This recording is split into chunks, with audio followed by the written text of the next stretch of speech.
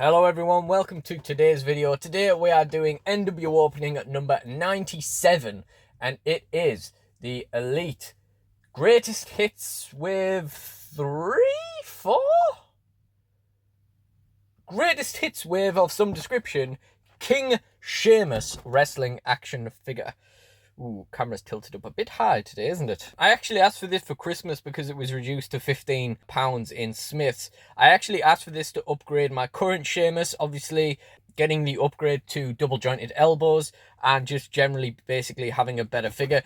My Sheamus and the Sheamus that is going to feature soon in Fix the World Part 3 was very much a placeholder. This is just one I picked up off eBay, really cheap on a bid a few years ago. I've never really been happy with it, but now we've got this Sheamus which will serve as its replacement. Ironically, it has a very similar head, and we're going to compare those later. I've had 3 Sheamus figures that I've actually kept over the years, and they all had the same head. In fact, actually scratch that, because there's a very real chance I'm going to end up keeping this one as well, because I really like the orange attire.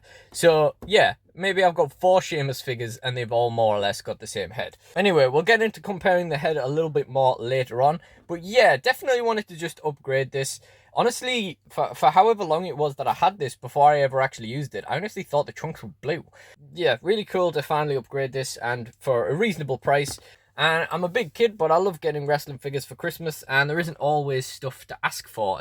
So I didn't really see the point in leaving him in there. You know, we have a lot of figures that have needed to be unboxed for many, many years now. There's no point adding Sheamus to that list. So this is obviously his Celtic King gear from back when he won King of the Ring. King Sheamus gear re-release. Of all the Sheamus Elites to re-release, this is a pretty good one, really, I reckon. Of course, we'll get a bit more into the finer details of the figure a little bit later on, but for now, we've got, of course, the Greatest Hits box. Thankfully, it's not a Build-A-Figure wave, so this isn't hiding any possibly poorly painted pieces. That's a bit of alliteration, isn't it? We've got that exact same Sheamus expression picture on the side, of course, the Greatest Hits logo on the bottom.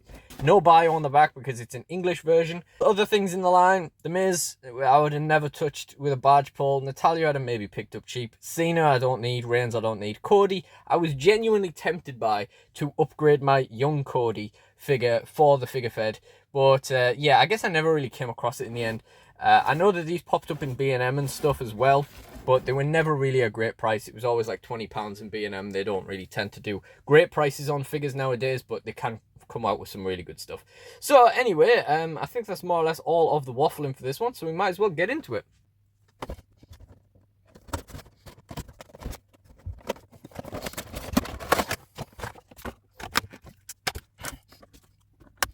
Can you possibly explain to me how I've just opened this box and one of my dog's hairs is attached to the plastic? Explain that one to me, please.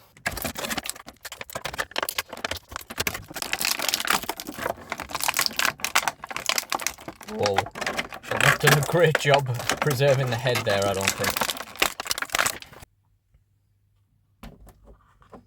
My apologies for the lighting in this video. I can only assume it's just the darkness of the dark green jacket just not reflecting an awful lot of the light that's making it look so bad. So initial impressions, one thing I will point out that would have stopped me as an avid collector from picking up this particular copy of the figure in the shop, as opposed to someone who was just politely getting me a Christmas present, is that this elbow is the complete wrong direction. And that, I don't know, that just makes the squirrels in my brain think that the joint's going to be loose or something, or that it's, you know, it's going to be badly done to, due to it just kind of being rammed in there. The Bianca Belair's elbows were backwards recently as well. That just seems to be becoming a recurring thing, I guess. I think she was supposed to be posed that way, as much as it didn't make any sense.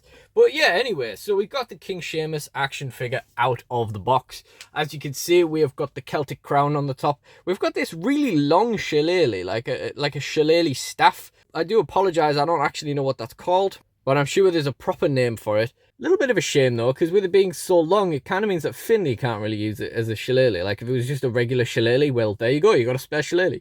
And then of course we have the big long robe as well, with the Celtic sigils. We've got the snake eating its own tail and the Celtic cross on the side as well as this Celtic gold trim along the bottom. He's even got a dangling hood on the back. Palpatine moment, eh? So one thing I've been very curious to see is whether the head has been updated with the greatest hits, because sometimes they seem to remake the head, and obviously it's a lot better when they do it in greatest hits or when they just recreate figures in general.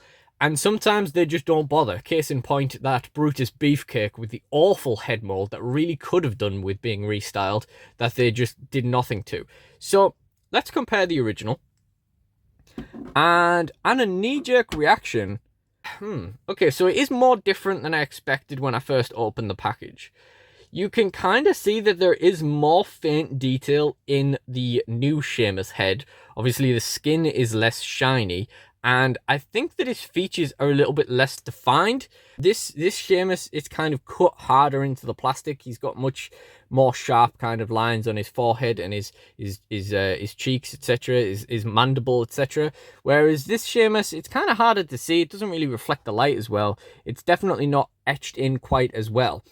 I think there has been a little bit of detailing to it as well to kind of make it look a little bit more like a modern scan, but honestly it's not as visible as a lot when it clearly has gone from like a head mold to the same mold but updated with a scan, if you know what I mean. Like, it clearly isn't that much different compared to some of those. But I think this is a pretty good head. One thing that's very interesting about the two heads is that they have different eye colours. Is that something that's changed with Sheamus over the years? Or did they get it wrong in the first place? Or what's going on with that? But it's kind of ironic that I've ended up with 4 copies of this Sheamus head. I actually really don't particularly care for this head. I can live with it. I can use it. I have used it. I can get over it. But really, I can't really get over the fact that he looks like he's blowing a raspberry. And I think it's less defined in this. I think it's easier to see like him just baring his teeth or whatever on that one. But yeah, also another issue with this particular copy is, of course, the red hair. It is red, it's not orange. In this particular copy that I have here, of course, it's like pure tikka masala orange. It's very bright. But this one has always been red. And even though I had my original childhood basic copy that I could head swap onto this, because I'm neurotic, I really didn't want to do that. I wanted to keep my childhood basic intact because I have some sentimental attachment to it. So yeah, I've been stuck with this red painted hair, and yeah, what would Mattel ever think in doing that? So anyway, on top of that head, as you can see, we've the hair is painted more of an orangey colour. Oh, this is really stuck on there. This is really fighting you. Okay, there we go. So eventually we've got off the crown. So there you can see the detailing around that. Little clasp on the back. This bloody Android update at some point has ruined the focus on my phone. He kind of looks very hunchback like this, doesn't he? Let's get this robe off and get him stood up properly. So you can see inside the gear that beautiful green and gold attire. Really, really nice. You might have to let go of your stick for a second, mate. Really, really nice. That was the reveal. That was the gear reveal. This is what he's looking like. That torso joint seemed okay. So, yeah, bit of a close-up on the robe. Again, we've got the sigil, cross, and the trim, of course. We looked at already. Let's have a bit of a look at this club shillelagh staff thing. It's knobbed down the body of it. And for final accessories, we have closed fist hands and open, what I like to call tag hands, flat palm hands. So yeah, pretty cool that it comes with like 3 entrance gear accessories and then 2 pairs of hands. That's pretty good going. So yeah, having another look. The head does look pretty good, doesn't it? Like, it does look like a good upgrade on the original. This gear looks really, really nice as well. Other than the colour, there's not really anything different about this as a Sheamus gear. Obviously, we've got the Celtic crosses on the wrists, we've got the white lines on the boots, and we've got the Celtic cross on the back and on the back of the boots. And we have lots of little marks on his shins and a bit of stuff on his butt. So lovely. What else do we expect from Mattel nowadays? I say nowadays, Mattel figures have always come with little bits of paint wear and marks and stuff right out of the box. But yeah, so now we're going to take a look at the joints. First of all, I'm not feeling confident about this head. It's okay, actually. It's been moving around a lot while I've been like, yeah, it's actually really firm. Like it does flop about a bit. I don't know, there is a little bit of paint wear on it actually as well, straight out of the box. Oh, look, it's like right up the side, and then there's a little bit there on the crown as well. Actually, that's what I think it is. I think that's from the crown. So maybe that's not paint wear, maybe that's like paint from the crown that's leaked onto his head. Like, it's gone right the way around him. Which isn't too bad if you want to keep him in the crown the whole time, but I totally don't want to do that. Oh, that's terrible. It's terrible design. That's really, really bad. Okay. But other than that, the head joint is really is good, which is surprising. The shoulder is a bit loose. Like it's movable, but it's very, very agreeable, you know. But it does go up. That's good. Biceps fine, and the elbow is quite loose. Really quite loose. And this shoulder actually does go up. Usually one of them doesn't. Biceps fine, elbow is quite loose. Ab joint, it's fairly loose, but it will hold its shape. That's, yeah, could have been worse. Thought it might have been worse when it was all hunched up earlier on. The waist is fine. Leg. Wow. Okay, we're going to do some brogue kicks with that. Although I can't really talk, the brogue kick I animated with the other Sheamus was pretty bad as well. But you'll see once that video's out. The knee's fine though, boot cut is nice and tight, and the toe does move. And the other leg does go up. Okay, so you can do a brogue kick. Got a nice mark on the inner thigh there. Actually, that's just a plastic blemish by the looks of it. Knee is fine, boot cut is fine, and the toe doesn't move as well as the other one. So that's funny, because you don't tend to get one that moves and one that doesn't. They tend to be consistent. They either move or they don't. So all in all, what do I think of this figure? Well, the head's an upgrade. The gear is nice. The attire is really nice as well. The green and gold, that's really nice. I can't say enough about that, how much I like the colour scheme.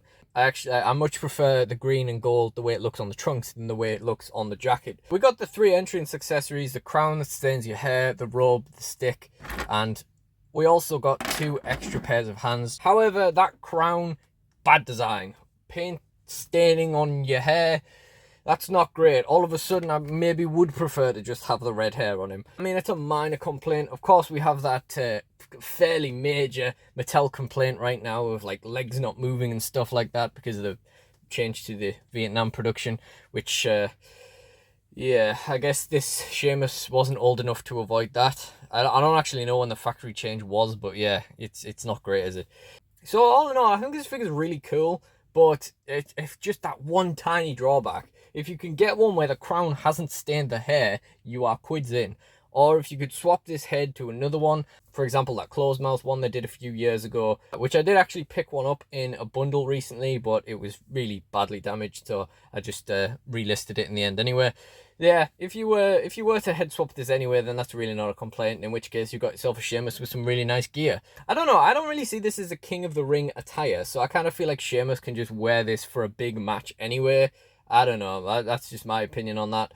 But I guess if you weren't going to do a King Sheamus storyline, you'd maybe not need the gear in your figure fed, but yeah. And what I like to do to end my unboxings is talk about what they are going to be doing in my figure fed. So Sheamus has always been a very high card talent in DSW. He's not been around for very long, relatively speaking, to others, because, you know, he's only existed while I've been like an adult. Even though I referred to my childhood copy of Sheamus earlier, it was actually when I was an adult when I got it.